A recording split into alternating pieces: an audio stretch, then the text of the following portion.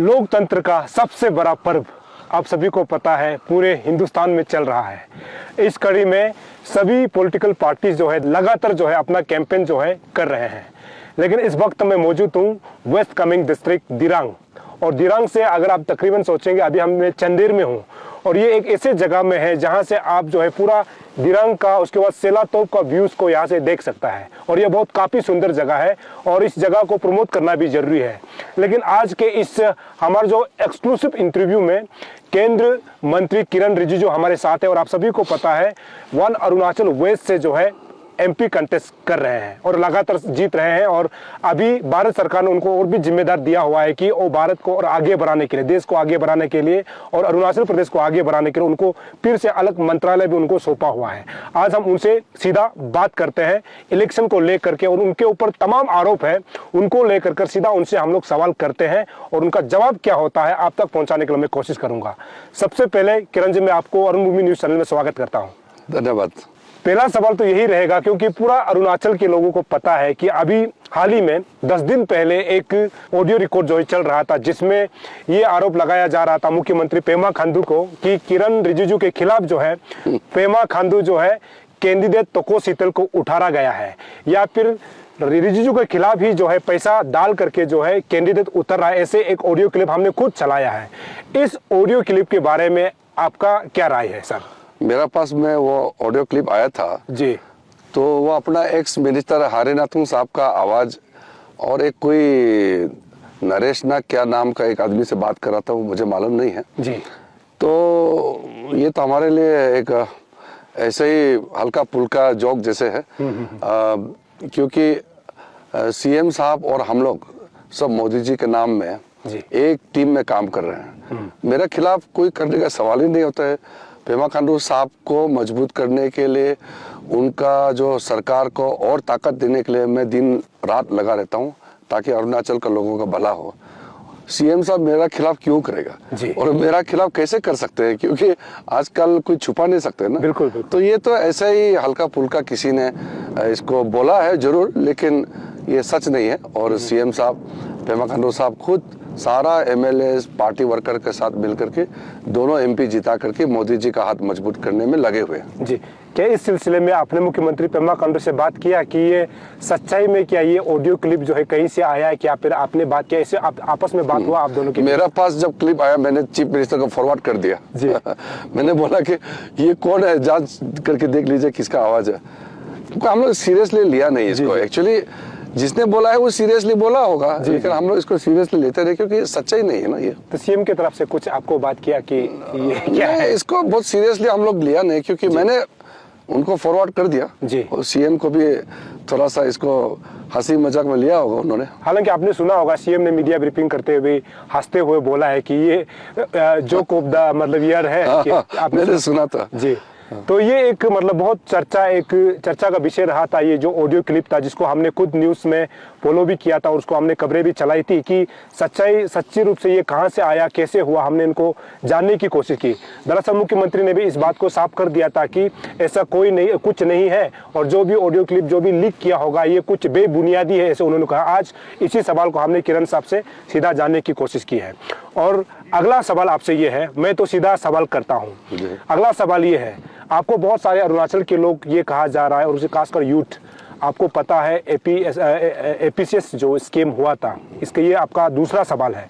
इसको लेकर के अभी एक अलग गुट भी जो है आपके खिलाफ जो है कैंडिडेट के तौर पे उतरा, लेकिन एपीसीएस जो स्कीम जो था इसको लेकर के क्या आपने जो है कोशिश किया, और कैसे इसको लेकर के मतलब लोग अभी चर्चा कर रहे हैं? एपीसीएस का जब मेरे पास में खबर आया जी, ऐसे कोई एफआईआर दर्ज हुआ है लास्ट ईयर जी, तो मैंने तुरंत सीएम साहब से बातचीत करके और पब्लिक सर्विस कमीशन के जितना मेंबर्स है जी, सबको रिजाइन करने के लिए सीएम साहब से बात करके सीएम साहब ने फिर दबाव डाल के रिजाइन करवाया। ये फर्स्ट टाइम होगा, कोई इतना एक्शन लेता नहीं। और मैं जब भी अरुणाचल जाता हूँ, जब भी हर सप्ताह हर महीने यही इशू को मैं बात करते रहता हूँ, और सब लोग आप लोग मीडिया वाला भी यही पूछते रहते हैं। जी, जी। तो कोई अगर बोलेगा किरण रिजिजू पब्लिक सर्विस कमीशन का जो स्कैम पेपर लीकेज हुआ है उसमें चुपचाप बैठा बोले से या तो लोग उसको हंसी मजाक से उसको सीरियस नहीं लेंगे या पाप लगेगा, क्योंकि हर दिन मैं ही तो बोलता हूँ, मैं ही करता हूँ। सारा सीबीआई किसने भेजा है, ईडी को किसने भेजा है, इन्वेस्टिगेशन किसने करवाया, ये जो अरेस्ट करवाया किसका सरकार ने करवाया जी। सारा इतना करने के बाद देश में कोई इतना काम करता नहीं। पेपर लीकेज हर राज्य में कहीं ना कहीं हुआ है, लेकिन हम लोगों ने, अरुणाचल सरकार ने जितना कठिन से कठिन मतलब फैसला लेकर के जो कार्रवाई किया है, किसी ने नहीं किया। और मैं तो सबसे एक नंबर, मैंने उसको लग करके पीछे लग करके इतना एक्शन हुआ है जी। कि इसको तो ये समझे कि आप लोगों का काम को देखते हुए भी लोग जो है देखना नहीं चाहता है, मतलब सुनना नहीं चाहता है। आपने वो तो बोला कि काम किया है, ऐसा है जी। अरुणाचल में अगर आप मारपीट, जी, खराब गंदा चीज वीडियो डालेगा, जी, तो सब देखेगा। अच्छा चीज जो हम रेगुलर बोल रहे हैं, रेगुलर डेली, कि ये हो रहा है, यहाँ ब्रिज बन गया, रास्ता बन गया, पेपर लीकेज में हमने कार्रवाई करवाया, कोई सुनता नहीं है जी। और कोई लोग सुन के भी अनजान बनता है। लेकिन 90% अरुणाचल के लोग जानते हैं। ये तो 10% लोग हैं, जबरदस्ती किरण रिजिजू को बदनाम करके कुछ वोट मिल जाएगा जी। ऐसा होता नहीं ना। देखिए मेजोरिटी लोग समझते हैं ऐसा गुमराह करके इलेक्शन नहीं जीत सकता है। आप कितना झूठ बोल के ड्रामा करके लोगों से वोट मांगेगा। मैंने अभी जिंदगी में मेरा ओपोजिशन का खिलाफ एक शब्द नहीं बोला ना, जी जी, कभी नहीं बोला।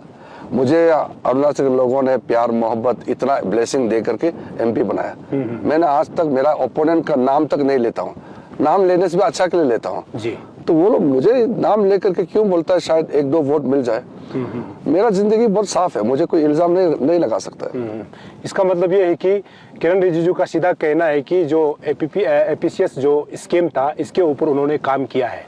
सीबीआई किसने लगाया, ईडी किसने लगाया, किरण के मुताबिक मतलब कि जो अरुणाचल का जो गलत काम जो हो रहा था, इसको लेकर के वो हमेशा अरुणाचल के साथ खड़ा है, ऐसे हम लोग समझा जा सकता है। सर, अरुणाचल में एक बहुत बड़ा चर्चा रहा था अरुणाचल अगेंस्ट करप्शन को लेकर के। उसका जो है एक जो है सोशल मीडिया में भी वायरल होता है कि किरण जो है मतलब उन लोगों को उसमें काम नहीं, मतलब बात को नहीं सुनाता बोल करके, तो अभी भी उसका भी आरोप है, उसमें चलता है। तो उस समय अरुणाचल अगेंस्ट करप्शन को लेकर के जब दिल्ली में हुआ था, उसका एग्जैक्ट सिचुएशन उस समय हमने आपको पूछा भी था। हाँ। तो इसको लेकर के जिसको अभी भी आरोप लगाया जाता है कि किरण ने उस समय लॉ मिनिस्टर होकर के एक्शन नहीं लिया, इसको आप क्या देखते हैं अभी? देखिए वो लोग को अभी मैंने देखा है, समझा के फायदा नहीं है। जी जी। वो अरुणाचल अगेंस्ट करप्शन करके एक ग्रुप आए थे जी। उसमें ये शीतल लोग भी आए थे जी। ग्रुप आए थे। तो मुझे आके बोला कि पेमा खांडू को हटा दो। कोई बोलने के लिए एक सिस्टम चाहिए। उन्होंने बोला कि पेमा खांडू बहुत करप्शन करता है, उसको हटा दो। जी।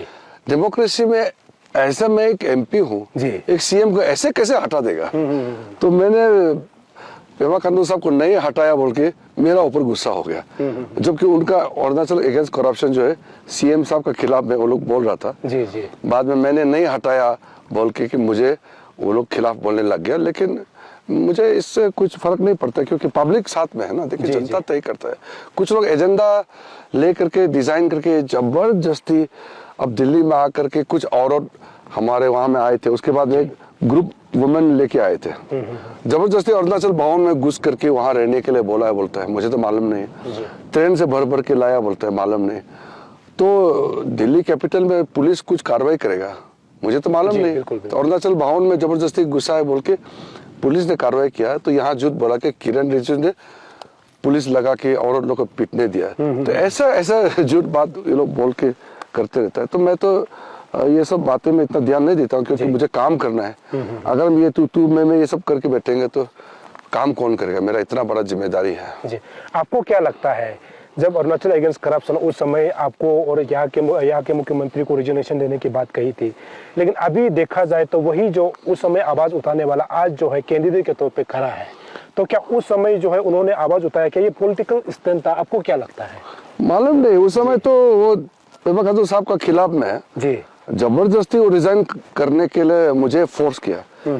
आप सोच के देखो, दिल्ली तक बोलता है पैदल आया, फिर बोलता है कि किरण रिजिजू को जबरदस्ती दबाव डालना है सीएम को हटाने के लिए। मैं सीएम को कैसे हटा सकता हूँ? करप्शन अगर प्रूफ हो गया, कोर्ट में अगर चार्जशीट हो गया, कोर्ट अगर संज्ञान में लेता है तो अलग बात है, या तो जनता तय करेगा। सीएम को मैं कैसे हटेगा? तो इसलिए वो लोग बात घुमा के बोलता है। देखिए मैं ये सब मैं तू मैं करके मेरा टाइम इसमें वेस्ट करेंगे तो पब्लिक ने मुझे एमपी बना के भेजा, काम कौन करेगा फिर? जी जी।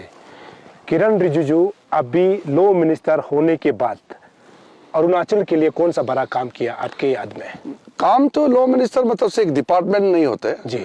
मैंने उस समय कैबिनेट मिनिस्टर होने के बाद जैसे आपको बोला बहुत बड़ा बड़ा काम, जैसे अरुणाचल का ट्राइब्स का जितना भी छूट गया सबको कॉन्स्टिट्यूशन में नाम दिला करके रिकॉग्नाइज करवाया। जैसे 2007-8 में हम जोड़ करके दफला को हटा के नीसी बनवाया, वैसे ही तो ये सब बहुत छोटा नहीं होता है एक्चुअली। ये एक काम ही जिंदगी भर लाइफ टाइम चेंज कर देता है, समाज का नाम, इज्जत और पहचान चेंज करता है। ये छोटा नहीं होता है, लेकिन ये सब बात असली बात को नहीं बोल के जो मेरा काम नहीं उसको मुझे बोलते रहता है।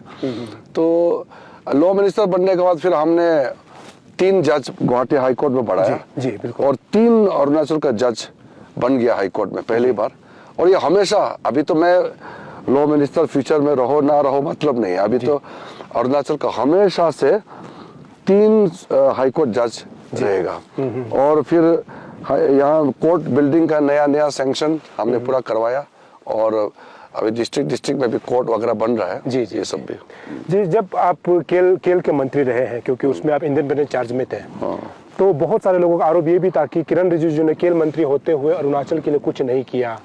तो खेल मंत्री के होते समय आप अरुणाचल के लिए कौन कौन से स्कीम्स को यहाँ पर लाए अभी जो कि हमारे लोगों को फायदा हो रहा है? वो 1947 से लेकर के 2014 तक अरुणाचल को स्पोर्ट्स मिनिस्ट्री से जी एक भी मल्टीपर्पस फैसिलिटी नहीं बनाया। जी। मैंने अपने टेन्योर में 54 मल्टीपर्पस और बाकी स्पोर्ट्स फैसिलिटी बनवाया। फिर उसके बाद मैंने ओपन जिम हर डिस्ट्रिक्ट में एक बनाया। 27 डिस्ट्रिक्ट है, 27 डिस्ट्रिक्ट हेडक्वार्टर में बनवाया। जी। फिर उसके बाद नेशनल स्पोर्ट्स एक्सीलेंस सेंटर एक तो बनाया। वो इंडिया का सबसे बेस्ट स्पोर्ट्स सेंटर होता है, नेशनल सेंटर फॉर एक्सीलेंस। वो ईटानगर में बनाया। वो अभी बिल्डिंग कंस्ट्रक्शन वगैरह सब चल रहा है। और फिर अरुणाचल में लोगों को आगे बढ़ाने के लिए पर्सनली बहुत सपोर्ट सिस्टम दिया। तो ये सब चीज इसमें बोलने का चीज ही नहीं है जी। मैं जो किया आगे 60 इयर्स में भी नहीं हुआ और फ्यूचर में भी नहीं होगा। जब मैं छोड़ के चले जाऊंगा, जब मैं रिटायरमेंट लेकर के जब छोड़ देंगे, फिर भी कोई नहीं कर पाएंगे इतना, क्योंकि मुझे मालूम है ना मैंने जो किया वो कभी हुआ नहीं है, आगे भी नहीं हो पाएगा। ये मामूली नहीं है। मैं जब रिटायर हो जाएगा ना तो मैं किताब लिखूंगा, बताऊंगा कैसे किया है अरुणाचल के बारे में। जब आप मैंने इंडिया में सबसे हाईएस्ट रोड अरुणाचल को कैसे दिलाया, highest numbers of sports facility Arunachal में कैसे बनाया, हाईएस्ट ये इंडिविजुअल हमने स्कीम कैसे पहुंचाया, फिर बॉर्डर का मैक्सिमम 43 आउटपोस्ट कैसे खुलवाया, फिर हाईएस्ट वाइब्रेंट विलेज में अरुणाचल का कैसे मिला। ये सब अभी क्या है कि मैं यूनियन मिनिस्टर हूँ, ज्यादा बोलेगा तो बाकी लोग सुन के अच्छा नहीं लगेगा। तो अरुणाचल के लिए मैं जब MP नहीं रहेगा तब मैं बताऊंगा कहानी, तब लोग सोचेंगे मैंने आपने क्या क्या किया। हाँ, वो क्योंकि काम ऐसे किया कि वो 50-60 इयर्स में भी नहीं कर पाएगा जो मैंने 10 साल के अंदर में किया है। किरण जी, आपसे आरोप ये भी है कि इलेक्शन के समय आप अरुणाचल प्रदेश आते हो और अरुणाचल में किसी भी इशू पर जो है बात करते हुए कम सुनाई देता है। मतलब कि जो अरुणाचल का जो बर्निंग इशू होता है उसमें बेरोजगार को लेकर के, करप्शन को लेकर के बातें नहीं होती है, और इलेक्शन के समय में आप अरुणाचल आते हो तब शक्ल दिखाते हैं, ऐसे लोगों का भी आरोप है। इस पर आपका क्या टिप्पणी है? नहीं, ये पब्लिक ऐसा नहीं बोलेंगे, क्योंकि महीने में मैं कम से कम 4 बार मिनिमम मैं अरुणाचल का अलग अलग डिस्ट्रिक्ट में जाता हूँ। 27 डिस्ट्रिक्ट है अरुणाचल में। हर महीने 4 टाइम्स अलग अलग डिस्ट्रिक्ट जाते हैं। तो एक डिस्ट्रिक्ट जाता है तो दूसरा लोग मालूम नहीं होता है। फिर 2 साल के बाद फिर राउंड मारता हूँ, तब जाके 27 डिस्ट्रिक्ट कंप्लीट होगा। स्पेशली मेरे कॉन्स्टिट्यूंसी में 17 डिस्ट्रिक्ट्स है। तो ये ऐसा है ना, ये पब्लिक का क्या है कि वो जैसे मैंने आपको बताया, डेवलपमेंट का काम को आदमी इंटरेस्ट नहीं देता है।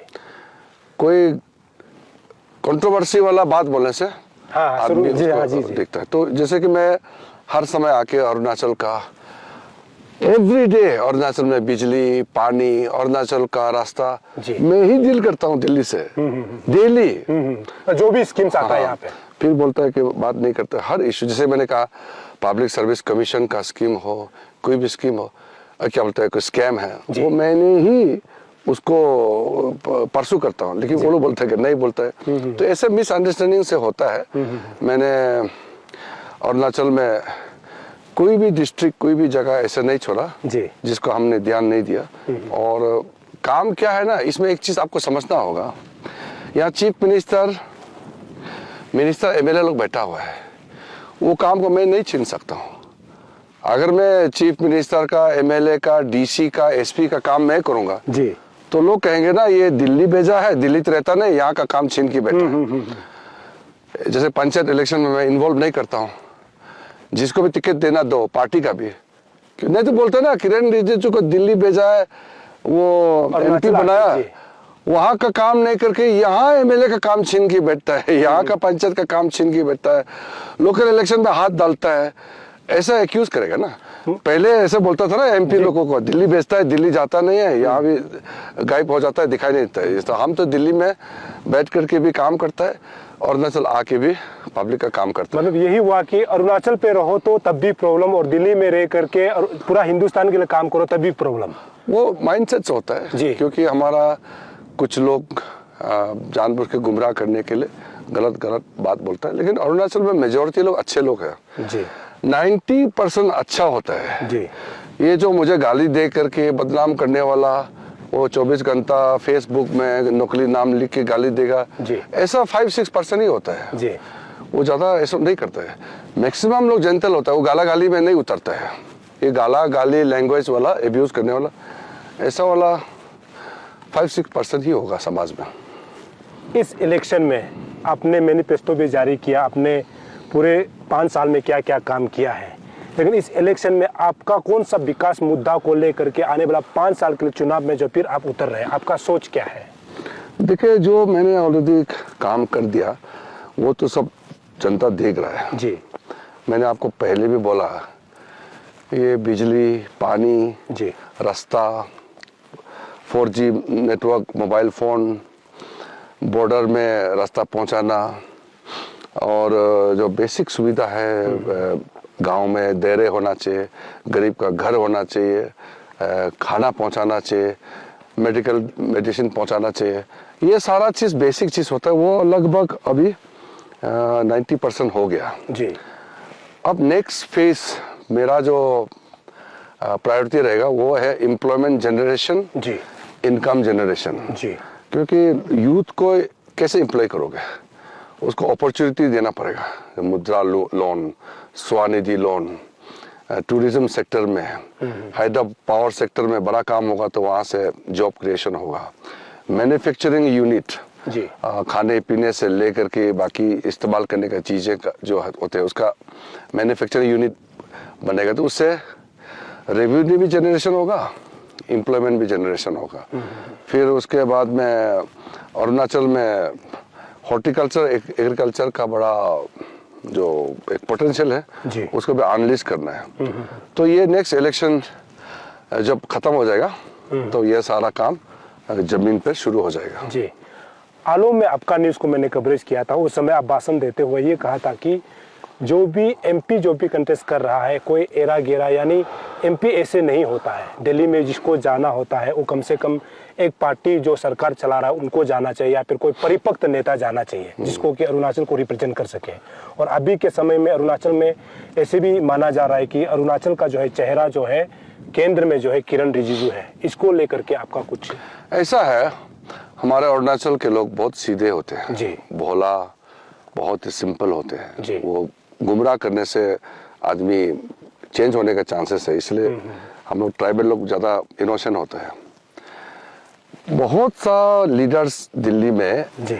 सिंगल एमपी होके आता है, जैसे कि मिजोरम से भी एक रीजनल पार्टी है, जी। एक ही एमपी है, सिक्किम से भी एक ही एमपी है, नागालैंड से भी एक एमपी है, वो एक रीजनल पार्टी का एक एमपी आता है। और इंडिया में कई ऐसे जगह है जिसका एक एमपी है और एक तो इंडिपेंडेंट एमपी आता है। वो क्या कर पाएगा बेचारा, कोशिश करता है वो लोग भी बोलने के लिए, बहुत मेहनत करते हैं, लेकिन लोकतंत्र ऐसा है वो सिस्टम से चलता है जी। वहाँ 543 लोकसभा सीट में जो सरकार बना सकता है जी। जिसका पास नंबर है जी वही दबदबाव रहता है। अगर मैं इंडिपेंडेंट एमपी होता जी। या मैं एक अपना पार्टी का एक एमपी होता जी।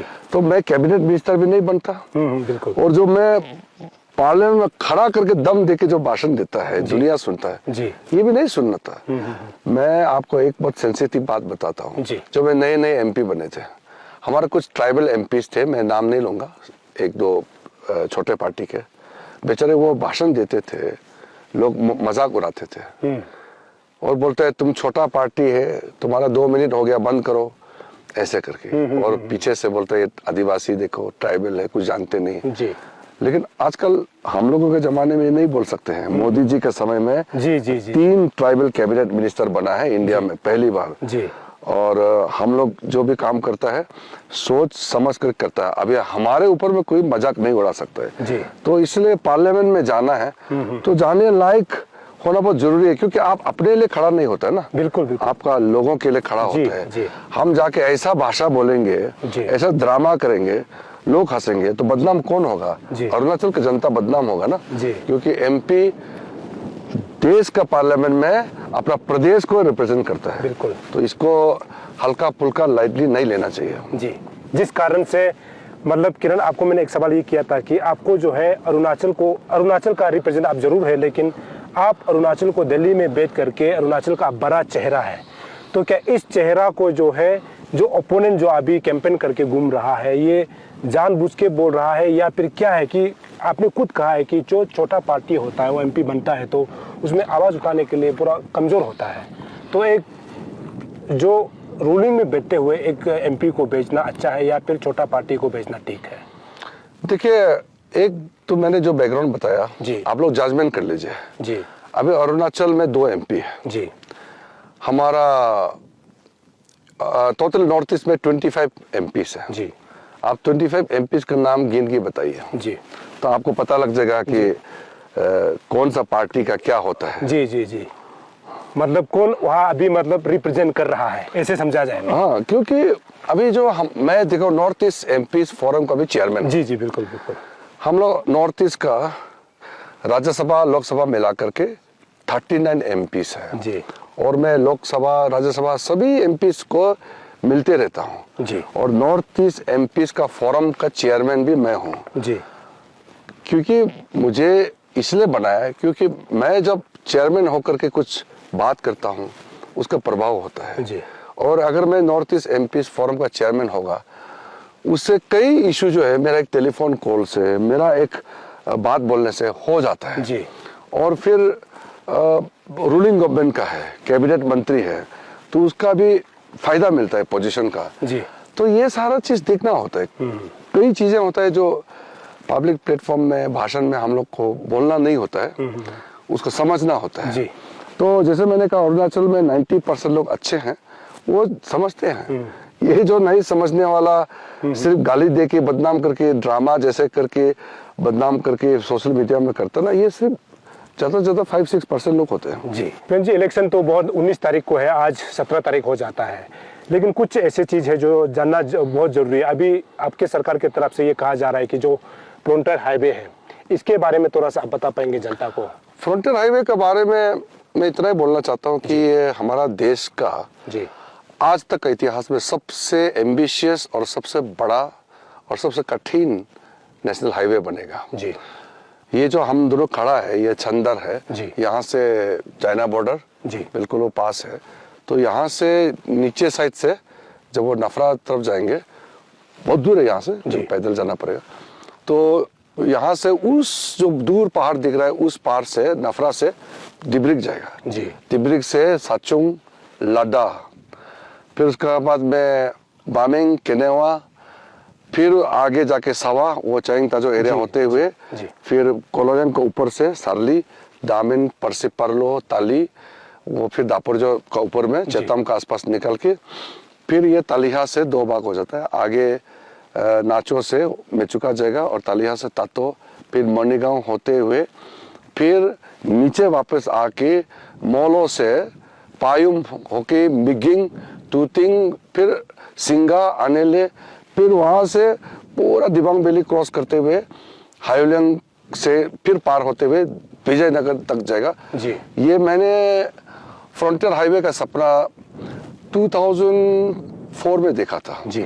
लेकिन अनफॉर्चुनेटली उस समय सरकार हमारा नहीं बनी थी। बिल्कुल, बिल्कुल। तो जब 2014 में मोदी जी प्रधानमंत्री बना तो मैंने ये सपना को धीरे धीरे करके आगे लाया और जी। मोदी जी ने इसको अप्रूव किया है जी। और इतना बड़ा फ्रंटियर हाईवे है। आप कल्पना कीजिए जब ये रास्ता बन जाएगा अरुणाचल का क्या उसमें इम्प्रूवमेंट लाएगा। जी। ये मेरे लिए बहुत बड़ा सपना पूरा होने वाला है। अब ये टेंडर प्रोसेस शुरू हो गया है। ये प्रोजेक्ट कितना अमाउंट का होगा टोटल? अभी जो इनिशियल एस्टिमेट का जो दिखा रहा है उसमें कुछ कुछ जगह में पुराना रास्ता है उसको छोड़ के जो एग्जिस्टिंग रास्ता को छोड़ के अगर करेंगे लगभग 35,000 करोड़ के आसपास हो सकता है। अगर टोटल देखेंगे तो अभी जो एस्टिमेट में 44,000 करोड़ के आसपास दिखाई दे रहा है। जी जी। अभी जो सैंक्शन हो गया लगभग 25,000 करोड़ ऑलरेडी सैंक्शन हो गया। अभी उसका डीपीआर चल रहा है, वो उसका टेंडर प्रोसेस चल रहा है। जी, ये कितना खुशी की बात है क्योंकि ये जब फ्रंटियर हाईवे बन जाएगा तो हमारा अरुणाचल के कोने कोने तक मतलब एक दूसरे को कनेक्ट हो जाएगा, तो हमको जाने में भी आसानी होगा। हम एक दूसरे से एक जगह से दूसरी जगह आसानी से जा सकता है, जैसे कि किरण साहब ने जिक्र किया है। एक बात ये जानना चाहता हूँ, जो बीजेपी की तरफ से कहा जाता है कि जो वाइब्रेंट विलेज जो बॉर्डर में जो इसमें एग्जैक्टली ये प्रोजेक्ट का मकसद क्या है? जो वाइब्रेंट विलेज ऐसा था जी, पहले बॉर्डर एरिया डेवलपमेंट के लिए BADP बोल के एक जी, प्रोग्राम था, बॉर्डर एरिया डेवलपमेंट फंड। जी जी। जो बॉर्डर एरिया डेवलपमेंट प्रोग्राम में 1 करोड़ 2 करोड़ 3 करोड़ ऐसे आता था। उससे ये जितना अरुणाचल का बॉर्डर एरिया है और चाइना के साथ तिब्बत बॉर्डर का जितना भी एरिया है उसका कुछ हो नहीं सकता है जी। 1000 साल में भी कुछ नहीं होगा। वो 1 करोड़ 2 करोड़ देते रहने से क्या होगा जी। तब मोदी जी ने सारा बॉर्डर का छोटा मोटा जो स्कीम को मर्ज करके एक मैसिव वाइब्रेंट विलेज प्रोग्राम चलाया। उसमें अब बिजली पानी रास्ता, अभी तो अरुणाचल का record numbers of scheme sanction हुआ है जी। अब इसमें मुझे लगता है कि अरुणाचल में ही फर्स्ट फेज में ही कम से कम 600-700 करोड़ ऑलरेडी अरुणाचल के लिए रिलीज हो चुके हैं जी। तो अब अरुणाचल जो है हर दृष्टि से हाईएस्ट फंड रिसीव करते हैं भारत सरकार से। मैं पर्सनली बहुत इसमें अपने आप को भी लकी फील करता हूं कि प्रधानमंत्री जी मोदी जी ने इतना बड़ा दिल दे करके हम जो मांगते हैं अरुणाचल के लिए कर रहा है। ये उपलब्धि है आपकी सरकार की तरफ से, एक तरह से हम लोग कहा जाए तो हम लोग अपना जो है इंटरव्यू का आखिरी पड़ाव पे चलते हैं, क्योंकि हमने ऐसे तमाम सवाल पूछे हैं जो अरुणाचल में दरअसल जो है लोगों के मन की सवाल है और ये जानना जरूरी है, क्योंकि आपका नेता को जब आप चुनने जा रहा है, आपका MP को या फिर आपका विधायक को जब आप चुनने जा रहा है तो आपका नेता कैसा है, या फिर अरुणाचल के आने वाले 5 सालों के लिए आपका नेता जो है क्या मैप रोड तय किया हुआ है, क्या सोचते हैं, उसको जानना जरूरी है। किरण जी, आपसे मेरा आखिरी यही है कि तमाम अरुणाचल के लोगों को, खासकर जो आपका जो वेस्ट पार्लियामेंट जो पढ़ता है, उन तमाम लोगों को आप क्या संदेश देना चाहते हैं? देखिए, हम हमेशा से एक चीज कहते आए हैं जी कि डेमोक्रेसी में जनता ही मालिक होता है और जनता अपने आप चॉइस करेंगे क्या करना चाहिए, कौन उनके लिए काम करना चाहिए जी। और मैंने अपने लिए कभी भी नहीं सोचा अपना घर, अपना पैसा, अपना गाड़ी कभी भी मैंने जिंदगी में किया नहीं है जी। और जब तक मैं काम करूंगा लोगों के लिए काम करते रहूंगा। मेरा एक ही संदेश है युवाओं के लिए कि योगदान कीजिए, समाज को आगे बढ़ाने के लिए आप कंट्रीब्यूट कीजिए। आप सिर्फ गाली देते रहेंगे, हर एक आदमी सिर्फ क्रिटिसाइज करेंगे, हर एक आदमी सिर्फ ये नहीं बनाया वो नहीं बनाया करके घूमते रहेंगे तो काम कौन करेगा जी। देखिए, काम करने वाला घर बनाने वाला मिस्त्री होता है, रास्ता बनाने वाला लेबर होता है, डिजाइन करने वाला आर्किटेक्ट होता है, पढ़ाने वाला टीचर होता है, खेती करने वाला फार्मर होता है, अलग अलग जो आपका प्रोफेशन का सब लोग मिल करके समाज होता है। तो कुछ ना कुछ काम कीजिए, सिर्फ सरकार का पैसा को लेकर के सिर्फ आप पैसा कमाएंगे ये नहीं, कंट्रीब्यूट भी करना चाहिए। तो युवा अगर सिर्फ क्रिटिसाइज करते रहेंगे और गेनफुल अपॉर्चुनिटीज आप हासिल करके जब तक योगदान नहीं करेंगे तब तक समाज और देश खड़ा नहीं हो सकता है। युवाओं को मेरा संदेश है, कभी भी ऐसा चीज मत बोलना, ऐसा चीज का एक्सपेक्टेशन मत करना जो संभव नहीं है। जो आपका, मान लो आप एक आर्किटेक्ट है जी, आप रॉकेट लेके मून जाएगा बोलने से नहीं होगा, वो साइंटिस्ट, रॉकेट साइंटिस्ट का काम है जी। मान लो आप ड्राइवर है, लेकिन आप बोलेंगे कि मैं कपड़ा बनाने वाला काम करेगा, वो नहीं होगा। हर आदमी को भगवान ने अपना अपना योग्यता दिया है जी जी, कैपेबिलिटी सबका अपना अपना होता है, एफिशिएंसी होता है अपना अपना का, तो अपना एफिशिएंसी हिसाब से काम कीजिए। उस चीज के ऊपर में नजर मत रखिए जो आप कभी भी प्राप्त नहीं कर सकता है, और ऐसा सपना देखिए जो आप कर सकते हैं और उससे देश और समाज का फायदा होगा। मेहनत कीजिए, डिसिप्लिन, हार्ड वर्क, इसका बिना कुछ नहीं हो सकता है जिंदगी में। अनुशासन और मेहनत जी, इसके बिना जिंदगी में बहुत कुछ आप नहीं कर पाएंगे जी जी।